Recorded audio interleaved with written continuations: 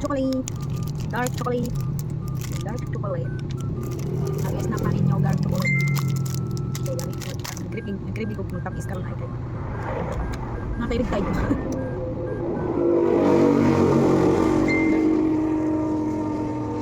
Gahapon mani. Guys na. Karoon dark chocolate. Nakay almond flour. Hindi mo ko og pancake. Almond flour atong gamit. Kay low carb siya. 100% almond. Dumating lang siya. Manila ka po. Dumating na kayo. Ako. Nagkaon ko. Shumay, wala ko na busog. Wala ko nga busog. Kaya, ang dami. Chocolate, gikan sa 7-Eleven. May na lang nasa dark chocolate. Ay, pahin. Pero lami. Kaya dito siya tapos. Kagabi, ikaw na nasa ng katunga. Tapos karoon ng katunga.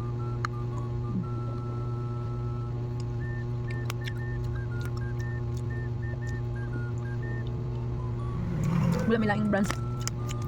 Hershey lang nahin. Goya, dark chocolate. May sugar hiya pero gutila. Kaya matanggal ang cravings. Matamis ba? Pag may red tide talaga nakikrave talaga sa chocolate. Kaya walang exercise. Tamad. Ang sakit ng puson. Masarap kumiga, masarap kumilata, masarap. Kaso lang hindi pwede kasi walang bantay heart ng daham.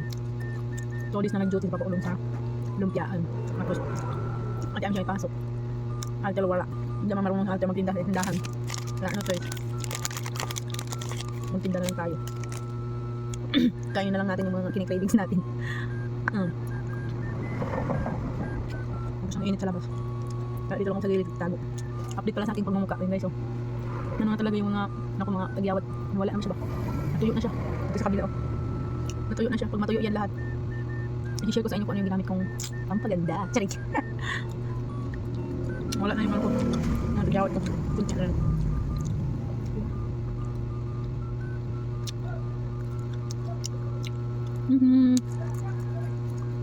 Bili talaga ako ng ano guys, yung cacao powder ba kasi. Ginagamit ko pag kape. Yung cacao na lang. Yung original cacao powder kasi mas maganda kasi yun. Hindi kasi yung nakakadilaw sa ipin pag kape kasi ng kape. Ay, naninilaw ako parang nadilaw ba yung ipin ko ba? Kaya iwas-iwas muna sa kape. Ano muna natin, cacao powder, dark chocolate yun. Sa kape iwas-iwas kasi yung ipin ko parang nadilaw-dilaw na siya. Buti na lang yung drainage ko ng charcoal Colgate na wala yung dilaw-dilaw ba dahil sa kape. Kaya yun lang muna yung ating chika bibs.